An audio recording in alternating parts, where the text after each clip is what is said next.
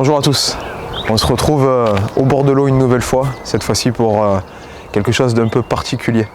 Je vous avais amené au cœur d'un concours pour vous montrer un peu le fonctionnement d'une épreuve dominicale où des pêcheurs se rencontrent pour disputer un peu le bout de gras. Et cette fois-ci, je vous emmène au cœur de l'élite de la pêche, au cœur d'un championnat.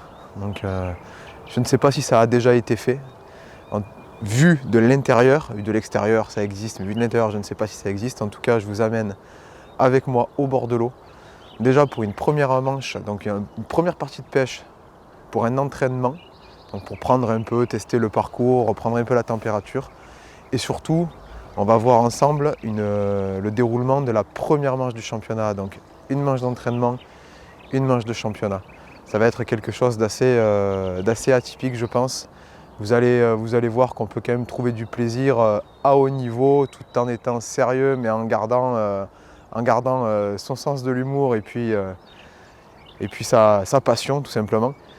Donc là on est sur un canal d'irrigation, c'est le canal du Baronne, le BRL. C'est un canal, c'est de l'eau du Rhône qui est pompée et qui remonte petit à petit sur différents biefs. Ce canal il est complètement bétonné. On est au mois de mai. Les agriculteurs, les particuliers ne tirent pas encore énormément d'eau, bien que chez nous ils ne pleuvent pas depuis plusieurs mois, ce qui est malheureusement triste pour la nature. Donc il n'y a pas trop de courant pour le moment, mais il peut arriver qu'en cours de pêche, le courant se lève. Là actuellement le courant est nul. Quand il y a du courant, il va de la gauche vers la droite. On va voir ensemble comment aborder ça. Déjà je vais sortir le matériel, mouiller l'amorce, toujours important de mouiller l'amorce en arrivant sur les lieux pour qu'elle puisse gonfler. Et puis après on va faire un peu du feeling, on va voir ensemble comment ça se passe et vous allez surtout voir un peu ma manière d'approcher un entraînement. Alors j'ai la chance aujourd'hui d'avoir deux amis avec moi, dont Charles, Charles notre guignol local, qui est déjà presque installé alors que je n'ai pas sorti un fourreau. Et l'avantage d'être plusieurs sur un entraînement, c'est de pouvoir tester différentes techniques, différentes approches et de gagner du temps. S'entraîner tout seul, c'est bien, mais ça ne permet pas de mettre en œuvre des choses que l'on peut apercevoir en cours de pêche ou là en l'occurrence que j'ai pu apercevoir hier sur mon premier entraînement. Donc oui, j'ai déjà pêché hier. Donc là, je sors tout, je mouille l'amorce et après on va vraiment faire un point technique sur la manière d'aborder l'entraînement aujourd'hui. Et on va voir un peu en détail comment aborder cet entraînement de championnat et comment aborder le championnat. Allez, c'est parti. Bon, comme je le disais, on est 3 pêcheurs aujourd'hui. Hier sur les entraînements, j'ai vu que les poissons se trouvaient sur plusieurs zones du canal. Donc c'est un canal bétonné, les berges sont faites avec des plaques de béton. Donc il y a une première plaque de béton qui est à l'extérieur de l'eau, qui vient se terminer juste sous la surface de l'eau, on voit une rainure. Il y a une deuxième plaque qui continue dans l'alignement de la première et qui vient se casser sur un petit plat. Donc ça fait une plaque, l'eau, une plaque, la petite cassure. Après cette petite cassure, ça casse sur du gravier. Et le lit du canal, c'est gravier plus vase maintenant, le milieu est envasé. Donc les poissons se trouvent derrière cette première pseudo-cassure. Il y a des herbes qui commencent à repousser. L'été, il y a de l'herbe qui pousse au bord, donc les poissons naturellement se trouvent dans ces zones-là. Donc on va dire entre 14 et 18 mètres. Il faut bien sonder, on va regarder au sondage comment est le fond, si ça accroche pas trop. Il est possible de trouver une voiture, un scooter, un meuble égaré. Malheureusement, les berges de ce canal sont ouvertes, donc c'est un bon exutoire pour tous les voleurs de carcasses. Donc il y a ces poissons au bord. Le milieu, il y a du poisson à prendre. Je prends plus ça comme un coup de sortie si jamais je ne fais pas de poisson ailleurs. Parce que c'est quand même particulier, il y a de la vase, on n'arrive pas très bien à faire des belles tirettes propres. Et il y a du poisson en face. En face, l'équivalent de la bordure, la cassure, donc c'est le même profil en face, donc chercher ce bas de cassure. Et autre chose importante, aujourd'hui l'avantage qu'on soit 3 pêcheurs, j'ai décidé, par rapport à ce que j'ai vu hier, que Charles Charles et moi on pêcherait exactement à la même distance, donc aux mêmes distances, donc un coup au bord à la même distance, même amorce, deux approches d'èche différentes. Un coup en face en bas de la cassure, même amorce, même distance, mais èches différentes. Je vais essayer de, on verra les èches après, mais on va essayer de cibler les poissons par rapport aux èches. Et Alexandre qui est à ma droite va pêcher lui des coups intermédiaires, c'est-à-dire il va pêcher le coup, ce fameux coup du milieu que je vois comme un coup bonus, mais on sait, voilà, même en tant que je peux dire que je suis local même sans habiter sur place. Je connais très bien le parcours. C'est rare que ça fonctionne au milieu à 100%, mais bon, il faut le faire. On ne sait pas de quoi demain est fait. Et puis je vais le faire pêcher en face, mais au-dessus de la cassure en béton sur la plagette. Donc en fait sur une surface approximativement comme ça. Voir si les poissons, les carassins qui sont présents, les quelques grosses brèmes ne sont pas encore un peu sur le plateau, dans les eaux un peu moins profondes, en sortie de frais ou pour frayer. Donc ça va être quelque chose de vraiment intéressant à voir. Donc avec Charles, Alex et moi, je vais faire le même bac, je vais le diviser en 3. On va juste aborder la pêche voilà, de différentes façons. Et puis à mi-pêche, peut-être de faire un débriefing pour ajuster pour la deuxième partie de pêche. Donc une partie de pêche en championnat, c'est 5 heures. Le championnat, c'est 3 manches de 5 heures sur 3 jours, vendredi, samedi, dimanche. Là, on est déjà jeudi, dernier entraînement. Donc là, c'est le mouillage de l'amorce. Donc pour l'amorce, hier j'ai pêché uniquement avec de la Dutch Master Feeder Mix Silver. C'est une couleur un peu grise, gris foncé. J'ai pas trouvé que la couleur ait fait une énorme différence avec mes acolytes du jour lors de l'entraînement. Ils avaient jaune. J'ai l'impression qu'ils avaient plus de plaquettes que moi qui avait une couleur sombre. Donc je vais faire un mix entre les deux. Je vais remettre de la silver que je vais couper en deux avec de l'amorce jaune. Ça va donner une amorce crème, mais pas non plus ni trop jaune ni trop foncé. Et pour le coup d'en face, ça sera la même base et je vais y introduire, donc dans 1 kg de farine sèche, je vais introduire un demi-paquet de Thatcher original. Donc c'est une amorce à base de farine de poisson. J'en utilise de plus en plus sur mes coups. Je cible les carassins, les brèmes, les carpes, enfin tous les poissons qui veulent bien, les gros poissons qui veulent bien jouer le jeu, de venir mordre à notre hameçon. Donc voilà, je vais mouiller tout ça pour tout le monde. On divise les bacs en 3 et après je vais préparer mon matériel, sonder tout ça et puis on refera un petit point sur les èches. Je pense que ça va être surtout l'approche des èches qui va être importante aujourd'hui. La distance, on verra avec Alexandre qui va se démarquer de nous, mais enfin, c'est vrai qu'on est chaud avec 2 Alexandre, ça va être compliqué, Alexandre. Donc j'ai Alexandre et Charles, pardon. Pourquoi je l'appelle Alexandre? Ah oui, c'est Charles-Alexandre. Charles-Alexandre, Alexandre-Charles, il va pas falloir se tromper de sens. 2 Illy. C'est parti.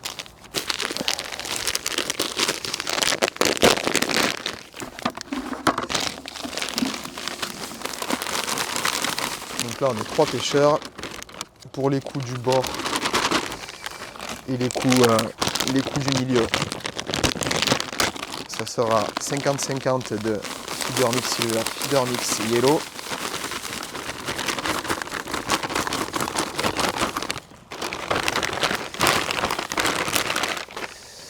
Je vais mettre un demi-paquet.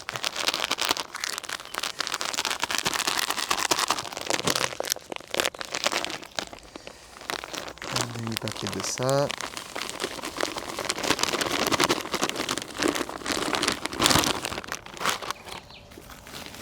Et un demi-paquet de ça. 50-50.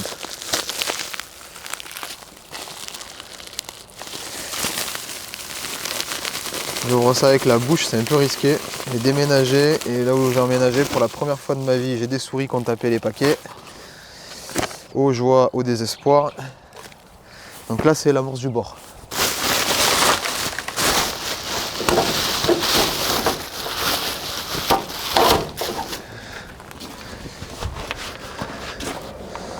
Ah, poulet. Alors, cherche à lancer en face, au plus près. une fois que tu es en face, que ça touche le béton, là, tu clips, tu déclips, tu moulines, mais doucement, il faut le faire en tresse. Hein.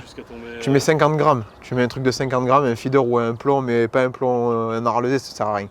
Soit c'est un feeder qui gratte, un feeder type roquette. Et tu vas sentir, tu vas peut-être tomber un peu, même légèrement, parce que tu as une petite cassure là. Et après, tu vas passer, ça va gratter un peu, il y a peut-être des herbes et des merdes. Et dès que c'est passé ça, et tu le mets vraiment à ras, mais en haut. Faut que je les plante. J'ai des fers tors là. Là, tu peux pas planter un piquet, c'est impossible ici. Bon, l'amorce c'est ok. On va la laisser gonfler.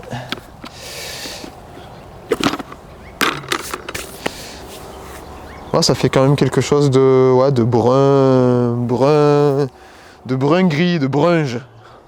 C'est du brunge. Attends, je suis en plein dans la réno de ma maison, il paraît que le gris mélangé à du beige, c'est du grège. Moi, j'apprends des couleurs depuis que je fais ma baraque. Donc le brun et le beige, ça fait brunge.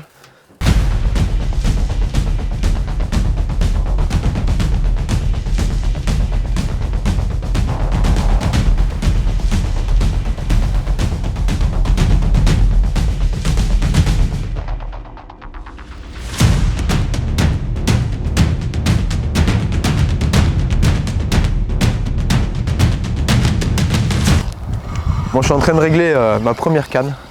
Ça confirme le parcours est régulier, ça confirme ce que j'ai vu hier. Là, je cherchais le bas de la cassure en face.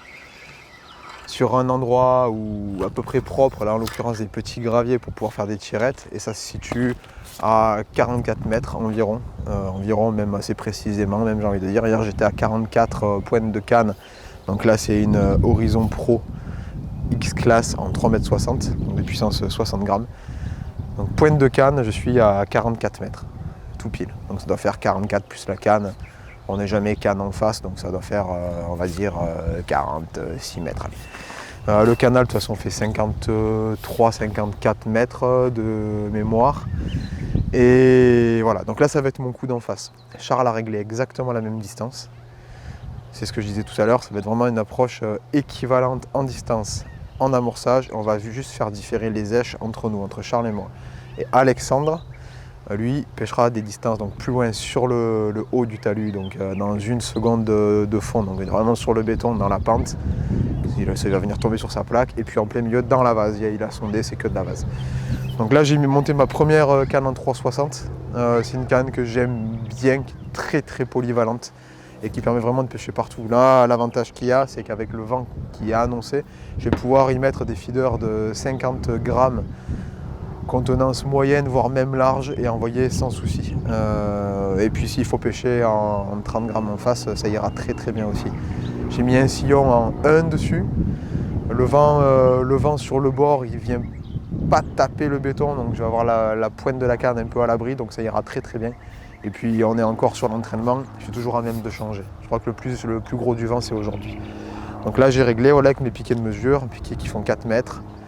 Voilà, j'ai fait 11 tours au sillon, donc 44 mètres. Je vais poser cette canne. Donc là, c'est une canne que j'ai montée avec un moulinet Horizon 4000, de la tresse en 10 centièmes. Et dessus, j'ai réalisé un montage potence coulissante avec voilà, une petite torsade. Donc que j'ai monté sur une tête de ligne de environ 1m30, ouais, à peu près 1m30, que j'ai fait avec les nouvelles bobines de nylon spécialement étudiées pour faire des têtes de ligne et des arrachés. Là, je suis bon sur cette canne. Je vais pouvoir, maintenant que j'ai ma distance, je connais ma distance, je vais pouvoir la reporter sur mon autre canne. Je vais monter une canne en nylon avec un montage à plat. Et je vais m'affairer un peu à sonder ce bord. Charles a trouvé à peu près 14 mètres, il me semble, je sais plus, je crois que c'est ce qu'il m'a dit.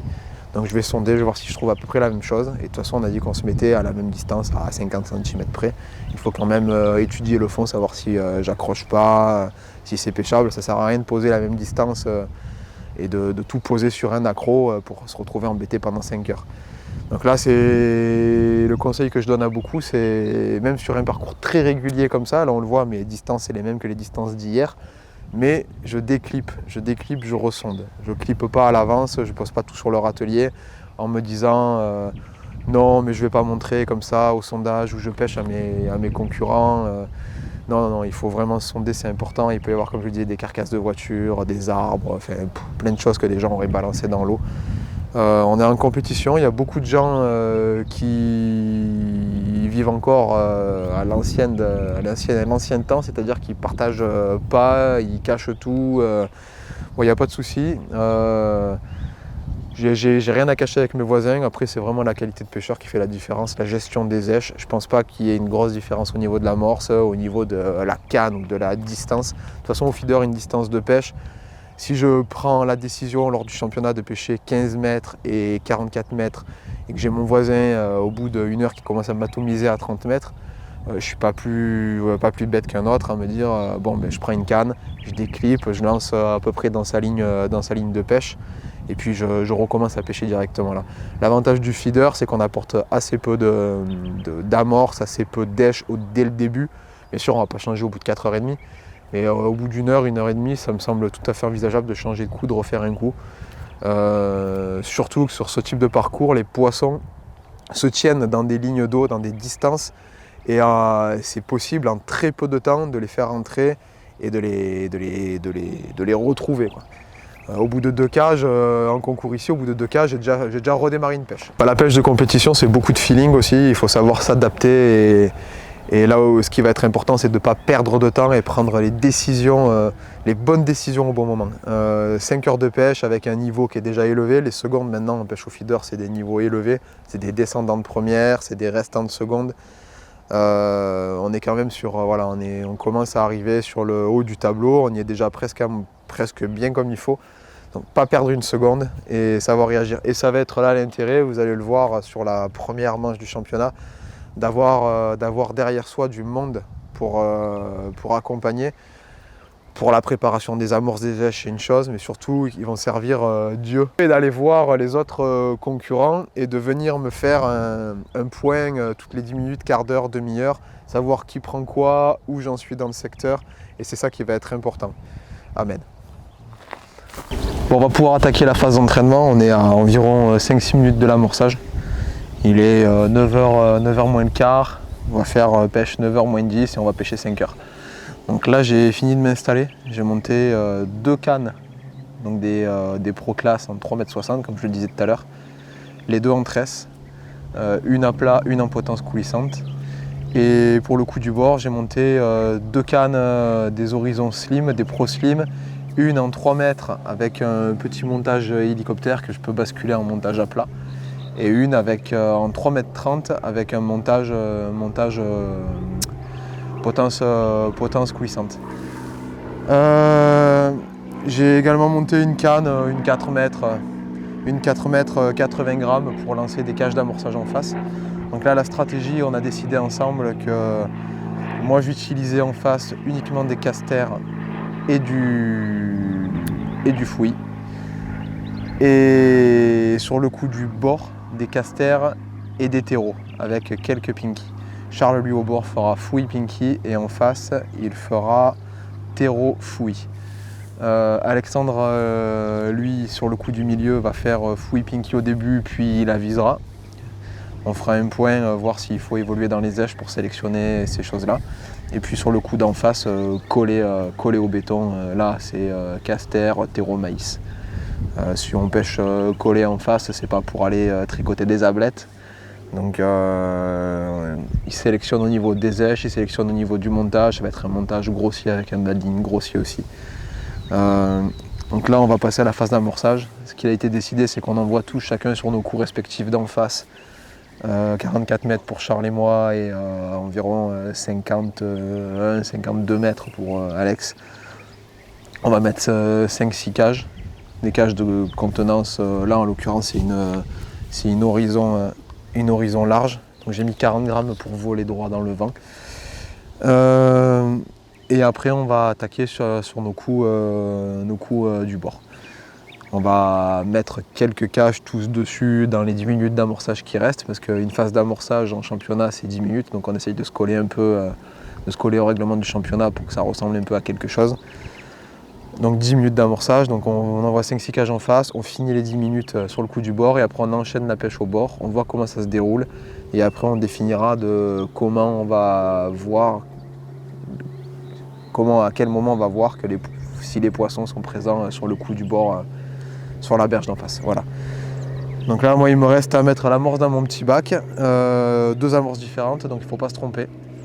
Donc c'est bien, j'ai 2 seaux, un seau orange pour en face et un seau jaune pour le bord. Donc je vais d'abord isoler l'amorce d'en face dans laquelle il y a de la farine de poisson. C'est pour ça qu'il ne faut pas se tromper entre les deux, parce que c'est quand même un parti pris. Et dedans mettre des casters et du fouillis. Et puis on va attaquer de toute façon l'amorçage là maintenant dans 4 minutes.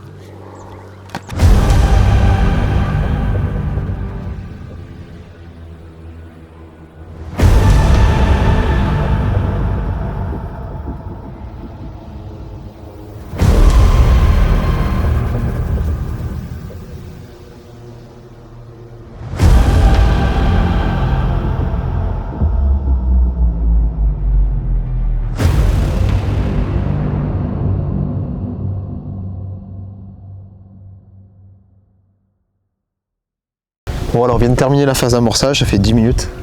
Donc 6 cages en face, on a eu le temps de mettre 5-6 au bord. En prenant pas trop vite, ça sert à rien de mettre trop à manger.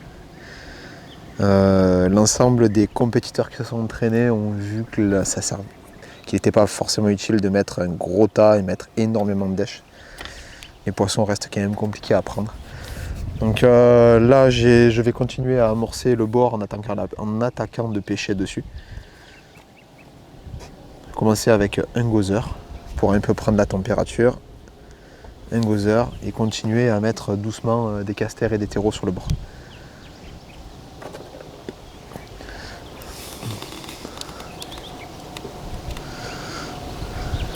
Donc là le but c'est d'aller pêcher le fond, il y a beaucoup d'ablettes, d'essayer de passer à travers et de voir si les plaquettes sont là. Donc là je suis en nylon. Se pêcher aussi près en tresse, c'est quand même un risque. Pour les ablettes, ça peut être utile quand même. Ça permet de les ferrer instantanément, la tresse.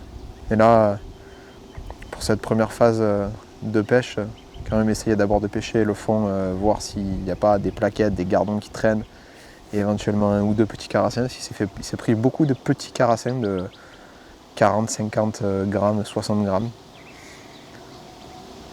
Et après au-delà, les plus gros font, il y a deux séries, 300-400 et après 800 grammes, 1 kilo, mais il n'y en a plus beaucoup des très gros comme avant.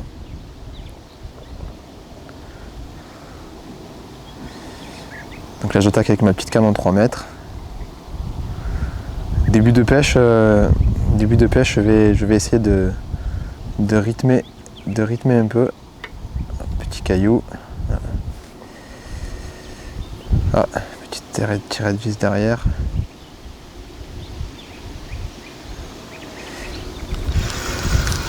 Essayer de rythmer un peu pour quand même apporter un petit peu de farine, un petit peu à manger sur le fond.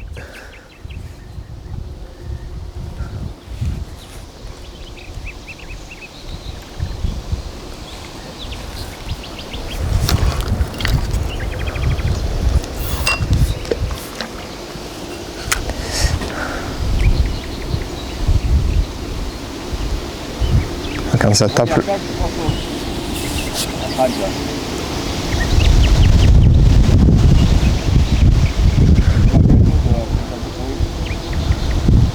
Bon, Alexandre vient de nous dire que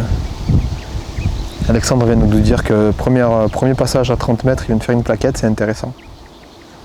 Pour le moment, moi j'ai pas de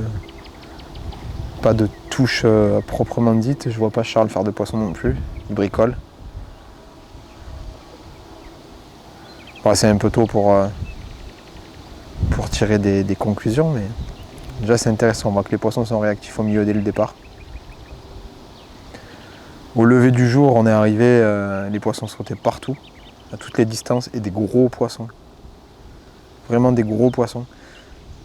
à toutes les distances. On en a vu sauter à 8, 10, 12 mètres, au milieu, en face, collé, pas collé, enfin, à la berge. Donc on va essayer de comprendre et de voir où il se trouve quand le soleil est au-dessus de l'eau, parce que ça change absolument tout. Ça, plus le passage des voitures. Donc là, il n'y a pas... J'ai pas l'impression qu'il y ait énormément de pêcheurs. On a vu une petite dizaine de voitures, peut-être qu'ils sont arrivés de l'autre côté pour pêcher le secteur du fond, le dernier secteur, qui est après le pont de l'autoroute.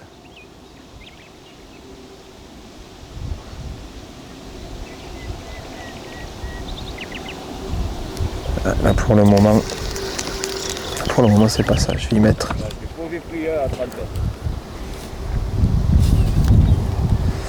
Je vais y mettre 2 vaseux. Les poissons, pour le moment, ne se trouvent pas au bord. Ils sont pas du tout au bord. On les a peut-être effrayés en s'installant, ce qui est fort probable. Et c'est ce qui arrive souvent lorsqu'il y a énormément de voitures qui passent sur un championnat lors d'une installation. C'est pour ça qu'il y a de plus en plus de parcours, notamment un carpodrome, qui oblige le chariot et qui interdisent l'accès aux voitures. Ça perturbe moins la pêche. Après, ici c'est compliqué. Sur des milieux naturels, c'est pas vraiment aménagé pour rouler avec un chariot. Puis je pense que ça sélectionnerait pas mal aussi les pêcheurs qui ne viendraient plus du coup. Si Alex continue à prendre du poisson, ça va être déjà une première vision intéressante de la pêche. C'est-à-dire qu'un début de pêche peut se passer au milieu.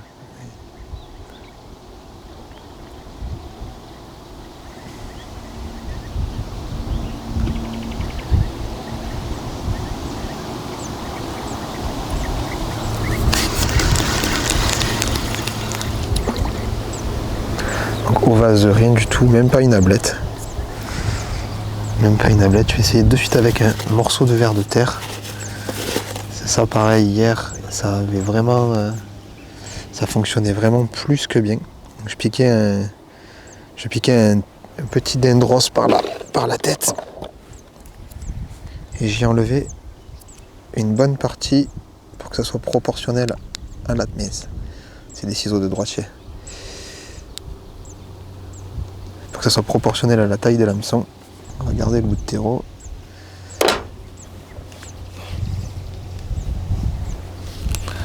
Donc là j'ai encore pas mis de... J'ai pas de fouillis, pas de pinky, c'est que des casters et des terreaux. On va dire que c'est un peu plus... C'est quand même un parti pris au bord. Parce qu'il n'y a pas forcément de dèche qui appelle le poisson.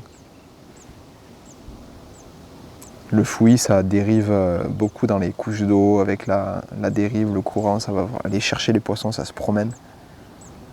Les pinkies bougent, créent des vibrations sur le fond, ça excite un peu les gardons, les plaquettes qui viennent un peu s'exciter dans l'amorce et fouiller un peu tout ça. Et là, l'option, c'est vraiment d'essayer de voir si j'arrive à sélectionner des poissons comme ça, en n'en mettant pas du tout dès le départ. Après, on verra au bout d'une heure de pêche si il n'y a vraiment pas de poisson. Dans ce cas-là, j'essaierai de mettre rouge, fouille, pinky pour voir comment ça se passe. Mais dans tous les cas, on a Charles qui le fait et on va déjà voir si ça fonctionne chez lui. D'autant plus qu'il est sur un bout. Donc les poissons sont censés arriver par les côtés. On n'a pas fait... Enfin, sur la berge, si on enlève le bruit des voitures, on n'a pas fait les bouquins non plus. Mais Alex, pareil, a 2 poissons. Voilà, il fait plus de poissons là. Il a fait 2 poissons dès le départ. Et là, ça s'est calmé. Le vent est en train de se lever. Le soleil monte. Ça va peut-être faire bouger les poissons un petit peu. Ou pas.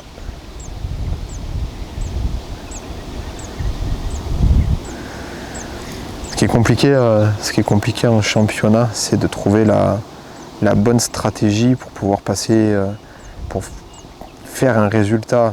Gagner, c'est très bien.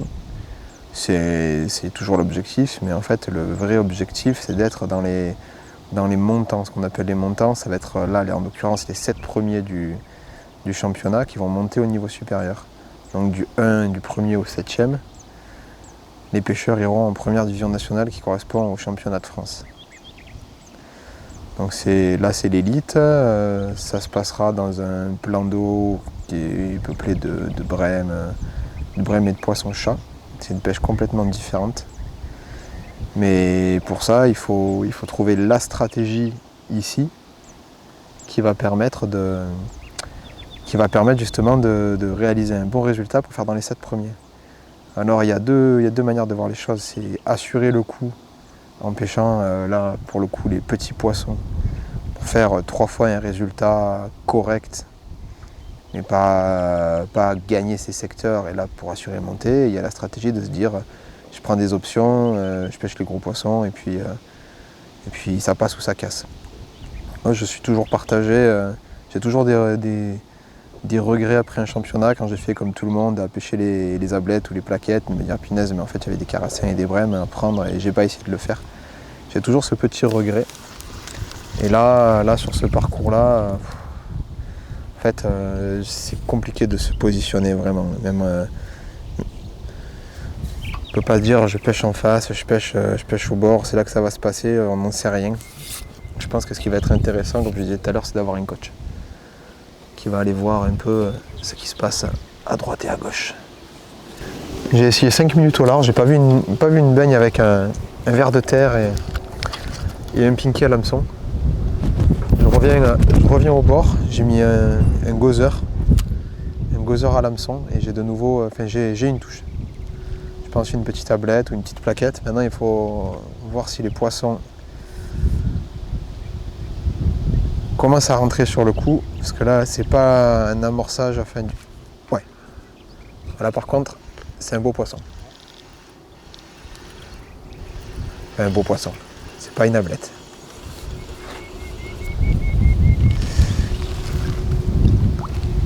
C'est un gardon, un rotangle. Un petit rotangle. Donc là c'est un poisson qui aime bien les vers de terre. Qui aime bien aussi, qui aime beaucoup les asticots. Et là il n'y en a pas. Donc je vais continuer sans en mettre, rester sur la stratégie qu'on a donnée. Et on va voir si les poissons, ce que je leur mets à manger, ça leur convient. En tout cas hier les vers de terre ils en étaient fans. Fans. À l'hameçon du moins. Là je l'ai fait avec un gozer à l'hameçon, des vers de terre dans l'amorce. Allez, petite cage, une cage qui fait du cran Mendes, ça. Qui fait 1 ongle et demi, c'est une cage de petite contenance. Ou alors c'était une touche à arracher la canne là par contre. Ça c'est pas des poissons qui mégotent ça. Le rotangle quand il vient manger c'est un peu comme le carassin, soit il mange pas. Et c'est le gros avantage de pêcher en nylon. Dans ces courtes distances, c'est que sur des belles touches franches, sur des poissons un peu jolis, on a quand même la chance de les... Allez, vas-y, prends-le. On a quand même la chance de les sortir, ces poissons. Et ça permet, ça tolère la surprise, on va dire. Une belle brème ou un carassin un peu... Ah, punaise, je me suis fait arracher la canne. Je me suis fait arracher la canne encore. C'est arracher la canne, mais un gozer. On va insister comme ça. Un gozer, un badine de 50, un hameçon de 20 sur du 10 centièmes. Merde, c'est pas la bonne amorce là. J'ai mis l'amorce du large, on va éviter.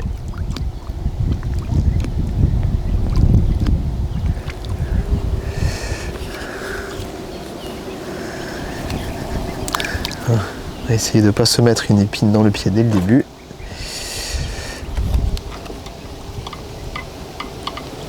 Allez, on va vite renvoyer ça. Voilà. Qu'est-ce qu'il y a ? Mais un ver de terre. C'est pas là, je viens de descendre en bâtine. Mais un ver de terre, il mange mieux les vers de terre, tu verras. Hier ça me faisait ça et au ver de terre ça coffrait. Allez, prends-le. Les poissons sont là, ça y est. Ouais, le sillon qui s'excite, des passages, ça passe dans la cage. Donc maintenant que les poissons commencent à rentrer sur le petit tas qui commence à se créer au fond, parce que mine de rien ça va vite, les tronçons de terreau et les casters, il va falloir essayer de jauger les quantités à apporter et de leur faire préférer ce que je mets à l'hameçon plutôt que ce qu'il y a dans la cage ou au fond de l'eau. Donc c'est qu'il faut créer une concurrence alimentaire en fait en mettant un peu moins. Il en faut quand même pour les conserver sur le coup, pas les laisser partir chez le voisin. Mais essayer de trouver la quantité à apporter à chaque fois pour garder les poissons, mais les obliger à mordre ce qu'il y a à l'hameçon, qui est quand même un peu de présenter de manière un peu moins naturelle, on va dire, que ce qui peut naviguer sur le fond et bouger. Là, on le voit, j'ai des espèces de passages. Voilà. Ah, là j'étais dans les herbes là. Je pêche vraiment à ras des herbiers. Je pêche vraiment à ras des herbiers. C'est vrai que je me suis même pas laissé de chance de trop aguicher. Ce que j'ai fait, c'est que j'ai mouliné en fait. Au sondage, j'ai mouliné. Et je suis venu chercher les accros. J'ai rajouté 1 mètre, mais avec la dérive du vent, ces choses-là, peut-être qu'il y a quelques herbes qui bougent sur le fond. Et des repousses d'herbes, parce que là on peut pas parler d'herbe encore. Hein. Là on a de la pousse. Hein. Et peut-être que ça bouge un peu.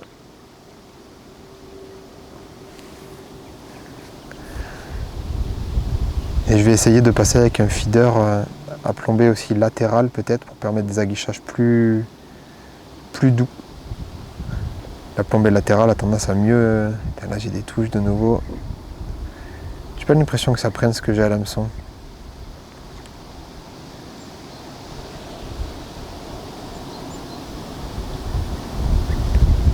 Ça vient taper dans la cage.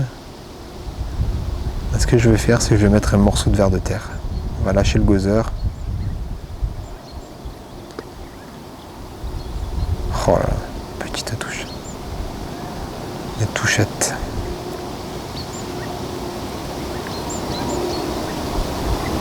De toute façon, j'attire les poissons avec des vers et des casters. C'est logique qu'ils viennent se nourrir de vers et de casters. Après, c'est toujours bien de se démarquer. De se démarquer du fond avec une autre èche. Elle va être un peu plus perceptible, mais ça les intéresse peut-être encore pas de nouveau. Hier, ça les intéressait pas, les asticots. Enfin, moi, j'ai trouvé du moins que sur mes coups, ça servait pas à grand chose de pêcher, ni au gozer, ni au pinky. On va mettre un ver de terre. Putain, j'ai une merde qui s'est déplacée, c'est bizarre. Bon, en attendant un peu, j'avais pas mal de passages dans le fil. Je viens de perdre un joli poisson. Je dis pas que ça fait 500 grammes, mais un poisson, c'était pas une ablette. Je vais essayer de mettre un petit peu moins de dèche. Là c'est bon, ça fait 35 minutes passées qu'on pêche. 35 minutes, j'ai un rotangle, donc c'est pas violent du tout. Alex a 3 ou 4 poissons. Et là, hop, je viens de poser, j'ai de nouveau des passages directs et des touches. Donc la distance et les èches, ça n'a pas l'air d'être de nuire ou d'être mauvais.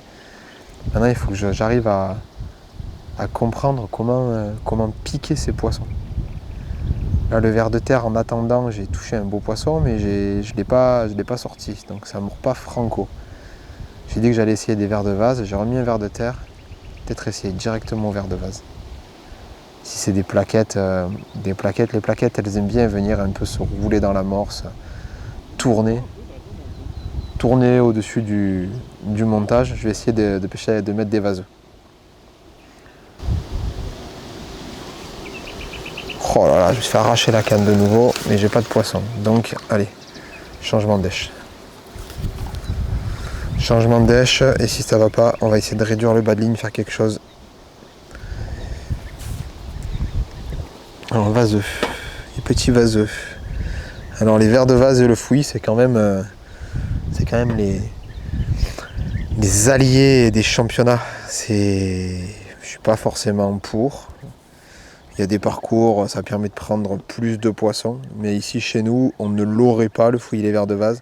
on ferait des économies. Le problème de s'en passer quand un voisin en a, c'est que le poisson, il est quand même très très très attiré par le fouillis. Voilà, le seul inconvénient, son prix. Son prix et puis son origine aussi. La plupart du fouillis viennent des pays de l'Est, malheureusement. Et ça, c'est la production de fouillis alimente la production. Le ramassage, c'est pas produit, c'est ramassé sur les berges de la mer Noire, c'est ramassé. Oh là là là là là là là. À mon avis, j'ai des très gros poissons sur le coup. Là, je suis même pas sucé que dalle. Là, on va assister à quelque chose d'un peu violent, je pense. Je vais peut-être essayer de mettre un... Si j'ai continué à avoir des gros passages dans le fil, peut-être mettre un maïs. Là, je disais le fouillis, on alimente quand même un commerce parallèle aux limites des règles de l'art, quoi. Puis si on pouvait s'en passer, on ferait tous des économies. C'est sale, ça vient de milieux qui sont pas toujours très propres non plus. Les vers de vase, la plupart sont tirés dans des lagunes, c'est des épurations. Et le fouillis vient soit le fouillis français qui est fait en France, qui est de plus en plus rare, et tiré dans des fossés d'évacuation d'eau de centres d'épuration, et celui qui vient de l'Est, comme je disais, sur les berges mer Noire et d'autres endroits que je ne connais pas plus que ça. Ce sont le fouillis et les vers de vase, c'est des larves de moustiques qui poussent. Les moustiques pondent sur l'eau et ça pousse quand même dans des milieux qui sont riches en matière organique. D'ailleurs, on le voit quand on laisse tourner une piscine ou un seau d'eau, on voit des petites larves noires, rouges, c'est des larves de moustiques qui viennent pondre et qui se développent dans la vase qui est au fond de votre seau, de votre piscine. Et ça, les poissons adorent. Les poissons adorent. Après, c'est pas ce qu'il y a de plus hygiénique et de plus... Mais il faut l'avoir. Malheureusement, on est un peu tenu en laisse avec ce fouillis. Oula, là j'ai fait un aguichage, ça m'a tiré la canne de l'autre côté. J'ai un gros poisson sur le coup. Parce que là, j'ai senti que je le tirais avec la cage. Qu'est-ce que c'est?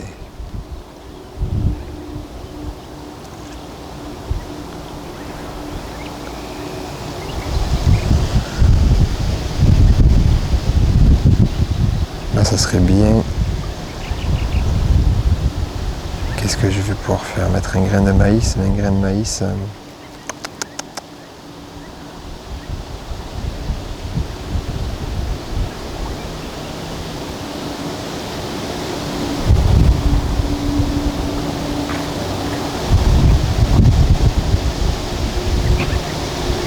Qu'est-ce que c'est? Là, j'ai un truc qui m'emmerde sur le coup, là. Le verre de vase, ça sert à rien. Si, il y a quelque chose que j'ai pas essayé, c'est les casters. Essayez de mettre un caster.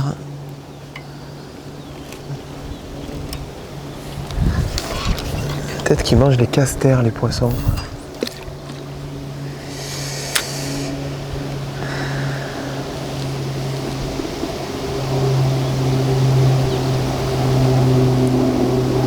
C'est fou ça, dès que ça touche le fond, il y a des poissons qui tapent dedans.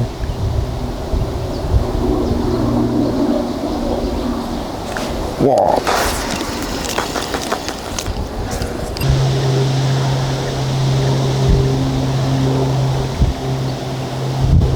Oh là là.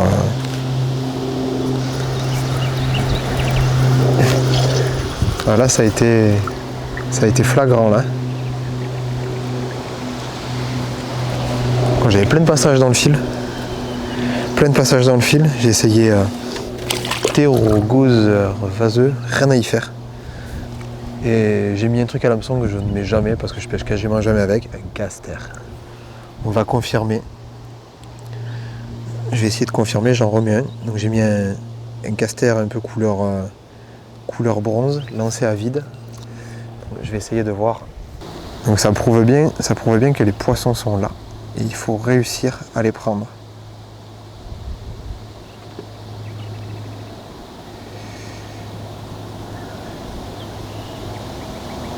De nouveau un lancer à vide avec un caster à l'hameçon.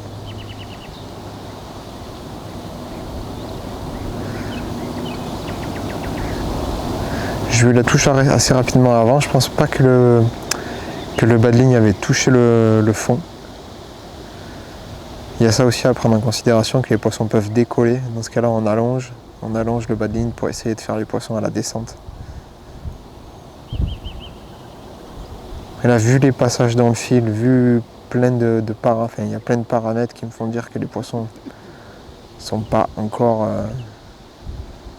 montés dans la couche d'eau. Ils sont au fond, ils tournent en rond. Et ça serait pas étonnant, du coup, hop, une touche. Ça serait pas étonnant du coup qu'ils mangent ce que je leur mets dans la cage, c'est-à-dire des casters et des terreaux. Et là, c'est la première fois que j'essaye un caster. Feu de paille, on va voir. En tout cas, ce lancer, je n'ai pas de touche. Je vais essayer de recentrer un peu les poissons. Ça fait 2-3 fois que je lance à vide. Ce lancer, je vais essayer de lancer avec de l'amorce. De l'amorce dans la cage pour faire venir les poissons sur l'impact assez rapidement. Et puis voir s'ils s'intéressent du caster que je leur propose, que je leur dépose au milieu. Ça confirmera ou non au bout de 3-4 poissons si c'est la démarche à suivre. Après, je peux essayer avec des casters plus ou moins clairs, blancs, jaunes, jusqu'au plus foncé. Voilà, là j'ai des passages, là on le voit très bien, j'ai des passages dans le fil de nouveau. Et ça ne mord pas. Donc ce que je vais faire, c'est que je vais mettre une cage, un ch'touille plus petite. Un ch'touille plus petite pour mettre de l'amorce à chaque fois. Moins, mettre dans la cage 1 ou 2 casters et un tronçon de terreau. On va essayer de se la jouer finaux.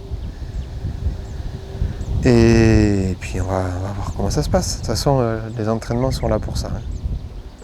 Ils sont là pour se régler, pour essayer de comprendre comment les poissons mordent. Alors là j'ai un poisson, mais c'est pas un gros poisson. Là c'est une plaquette. C'est bien les plaquettes qui sont au fond. C'est bien les plaquettes qui sont au fond qui mangent, et elles mangent les casters. Allez, maintenant c'est à moi d'essayer de les comprendre un peu plus. Donc là j'avais un feeder classique Matrix en 20 grammes, petite contenance. Je pense que c'est un peu viril. Je vais essayer de passer sur un petit horizon, un tout petit. Donc là je viens de mettre de l'amorce dans la cage, quelques casters et un caster à l'hameçon. Changer de montage moi.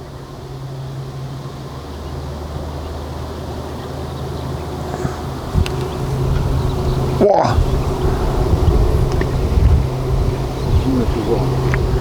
Alors là, sur un malentendu, là j'allais changer de canne, changer de montage, j'ai fait un ferrage au hasard et j'ai un poisson. Alors je sais pas si je l'ai harponné ou si je l'ai par la bouche. Toujours est-il, c'est un joli poisson. C'est un mulet.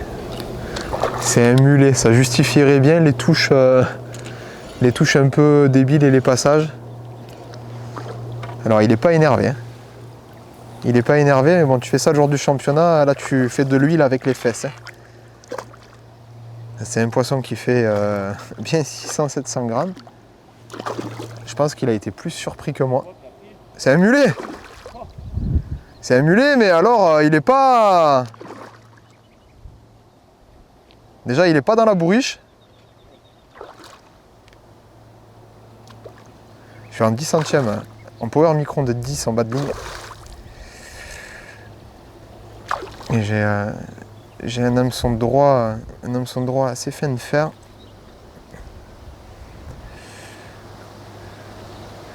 Je sais pas si je l'ai pris par la bouche. Ça m'a l'air... Il a été autant surpris que moi, je pense. Alors ça fait partie des poissons bonus et des troubles, des troubleurs de situation. Je sais pas si ça se dit ça. On va vérifier dans le Becherel. C'est ça. Sur un coup, ça met un bordel d'enfer. Et puis généralement, c'est pas un poisson solitaire. On l'a vu, il était presque dans l'épuisette. Il était presque dans l'épuisette et puis il a décidé que non. Le problème, c'est quand tu vois le jour. Quand tu vois le jour, là, je pense qu'en 10 centièmes avec une canne un peu plus raide, une médium, il serait déjà cassé ou décroché. Mais là, il fait les mauvais coups là. Petit coup de queue, la tête vers le bas là. Hop, hop, hop, hop. Il faut pas oublier que j'ai juste 12 mètres de ligne.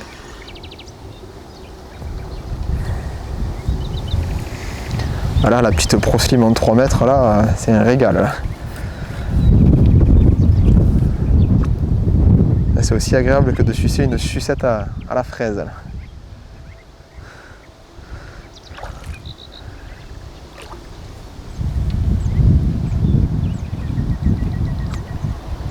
Bon, on n'est pas en championnat, on va essayer de forcer un peu la main. Le problème là, ça fait quasiment... J'ai pas pêché depuis l'année dernière. Et le problème de ne pas pêcher souvent, c'est qu'on perd un peu le fil au niveau de la résistance de ces nylons. On a un peu moins confiance.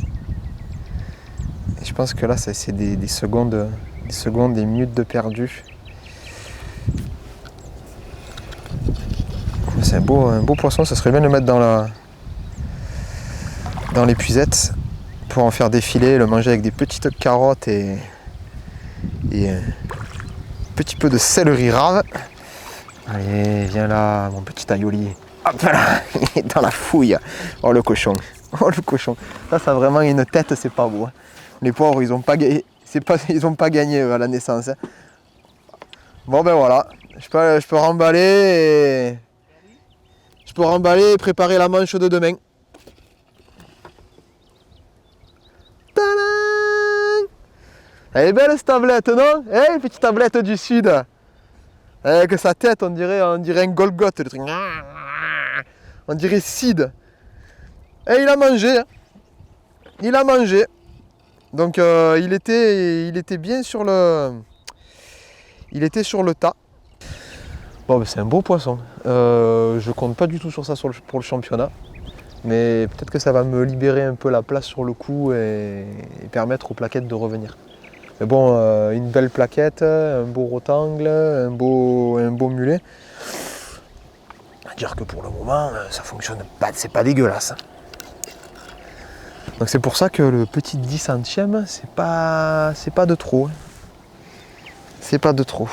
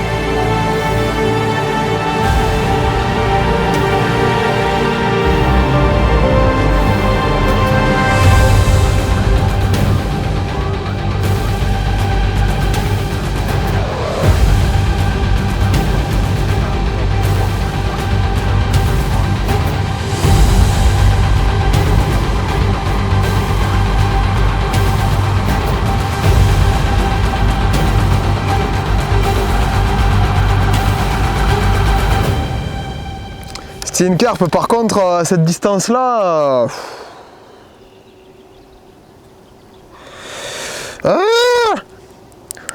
Bon, tout ça pour dire que les poissons répondent au rappel un peu plus régulier, taper un peu avec du litou.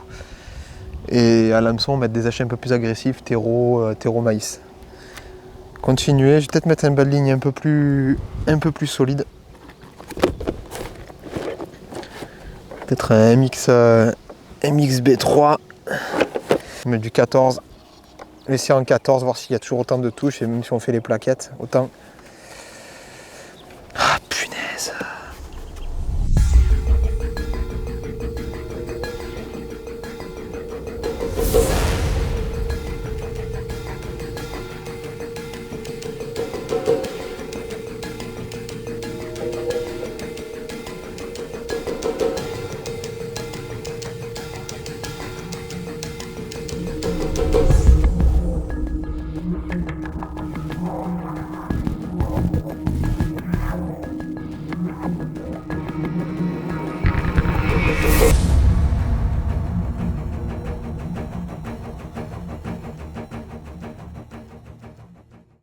Bon, voilà, l'entraînement touche à sa fin, 5 heures de pêche, on va s'arrêter là. Je préfère pas pêcher plus longtemps, déjà ça sert à rien. Mettre de l'amorce en plus dans l'eau pour risquer de nourrir un peu trop les poissons et de les voir un peu plus la bouche fermée demain, on va éviter. J'ai vu plein de choses. Avec Alex et Charles, on va faire un petit débriefing tout à l'heure. Il y a des choses qui se confirment, il y a des choses qui s'annulent, enfin, on en discutera plus en détail.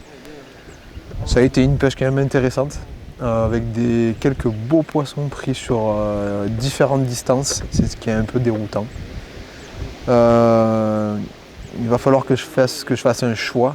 2 coups, ça va être gérable facilement. 3 coups avec 12 litres d'amorce, c'est pas autant pour le volume d'amorce, mais c'est pour la variété. Enfin, ça risque 3 coups, ça risque d'être compliqué. J'ai peur de me perdre dans tous les cas.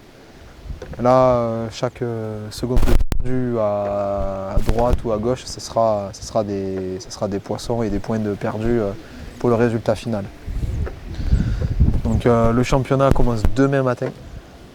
On commencera par un tirage et j'espère avoir un bon tirage. C'est des grilles, on tire au sort notre premier numéro et à partir de là, le premier numéro donne un ordre de placement en fonction de la grille de tirage. Donc admettons que dans ce secteur j'ai le 1, j'aurai le 8 au milieu et le 11, et pas le 11, on ne peut pas avoir de zèle, mais le 5 en bas, quoi.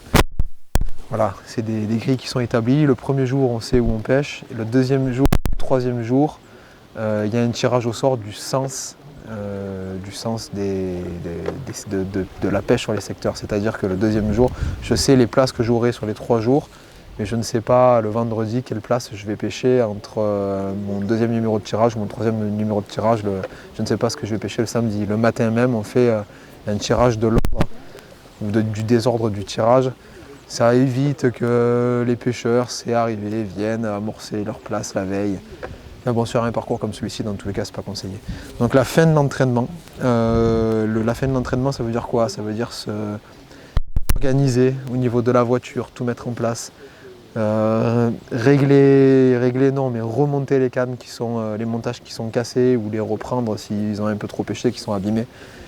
Préparer les fourreaux comme il faut avec les bonnes cannes au bon endroit pour les bonnes distances.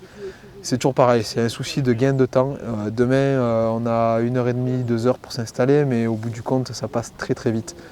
Entre le moment où il faut sonder en face, sonder au milieu, sonder au bord, sonder partout, enfin, puis tout monter, s'organiser. Après, il y a la préparation des èches.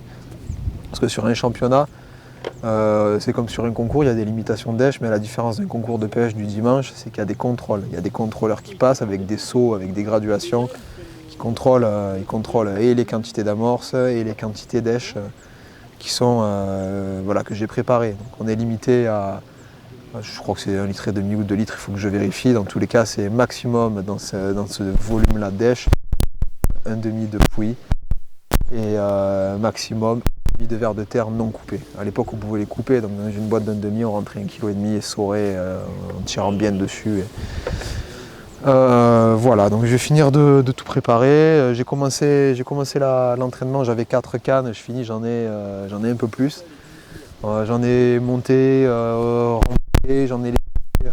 L'objectif, c'est de voir un peu comment mordent les poissons, voir ce qui permet de les faire le plus rapidement possible. Et là, on verra ça. On verra toute la partie technique pour le débriefing. Je vais tout remballer parce qu'il y a du boulot.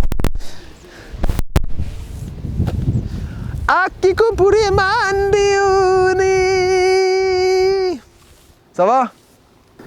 Bon, il y a pas mal d'infos qui se recroisent avec Charles. Après, comme toujours, les avis divaguent sur des petits points techniques, notamment pas mettre d'èche au rappel en face, des choses comme ça. Ça, j'ai envie de dire, je verrai demain. Une chose est sûre, c'est qu'on confirme le fait qu'il faut... je vais faire un coup entre...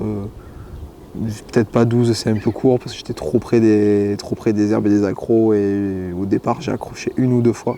Et sans rien changer après, j'ai plus jamais accroché. C'est ça qui est vraiment bizarre. Mais en tout cas, c'est peut-être un peu court. Sonder pour pêcher dans la pente. Aller à 14, 13, 14, 15 mètres dans ces eaux-là. pêcher dans la pente. Et je vais clipper 3 cannes sur ce coup du bord.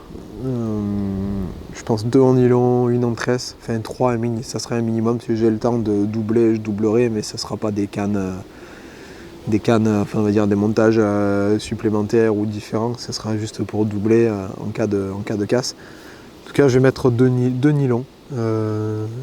Une sur le coup où j'amorce, une clippée 1,50 m derrière, 1 m, 1,50 m. Je verrai à peu près. Ça c'est toujours pareil, pêcher derrière c'est une chose, mais on peut s'adapter en termes de distance pour justement quand les plaquettes rentrent, si elles rentrent, j'espère qu'elles vont rentrer, pouvoir les pêcher sur l'amorce, et dès que ça se calme, s'il n'y a qu'un carnassier ou qu'un poisson plus gros mais que j'arrive pas à prendre rentre sur le coup, elles vont se décaler, elles vont aller derrière ou sur le côté, je vais pouvoir aller les chercher. Voilà. Donc ces 2 cannes, ça va être pour pêcher et dessus et sur le tas et derrière, avec un montage hélicoptère.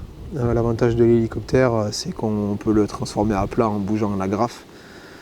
Et une 3e canne en tresse au cas où ce soit que des petites ablettes ou des petites plaquettes, voilà, ou avec un montage peut-être pareil hélicoptère pour pouvoir pêcher à plat en fait au départ avec un petit bas de ligne assez court. Si je vais voir, parce que ce qui a bien pris aussi quand même, c'est vrai, je vais peut-être remonter 4 du coup, c'est une potence fixe. Une potence fixe sur du nylon. Ça m'a permis de pêcher sur la 2e partie d'entraînement, de faire les plaquettes. Donc peut-être un montage à plat, une potence fixe et un montage à plat que je peux transformer en hélico. Donc ça fait, si on peut en revenir à 2 cannes dans tous les cas, il faudra juste faire dans ce cas-là une marque sur ma canne. Montage fixe, faire une marque à 1,50 m après pour pouvoir pêcher les 2 coups. Mais bon, je pense que je me connais, j'aurai le temps, j'aurai une canne supplémentaire si nécessaire.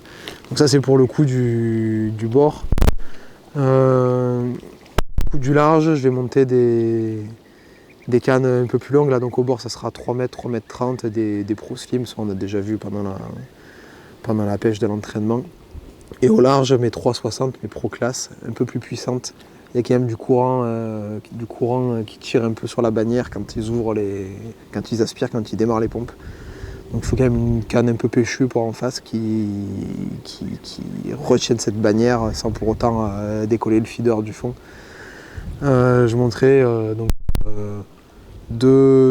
3 cannes très certainement. Donc les 2 premières ce sera des 3,60 avec un montage coulissant à plat en tresse, un montage à plat transformable en tresse aussi, et une 3e en nylon à plat, et peut-être une surprise aussi, c'est vrai, je l'ai oublié celle-là, un montage que j'ai essayé sur les 2 entraînements qui fonctionne plutôt pas mal sur les carassins et les gros poissons en face. C'est un pellet feeder avec un bas de ligne de pas 10 cm pour écher un grain de maïs, un ver de terre ou un ver de terre seul, et ramener lèche au plus près de l'amorce.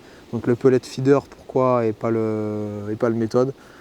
Moi je préfère, je peux me servir du pellet feeder, surtout nos nouveaux pellet feeder ont quand même une petite contenance, une petite réserve qui me permet de mettre des casters, 2-3 appâts au fond, bloqués avec un bouchon d'amorce, comme on le ferait avec un feeder d'homme.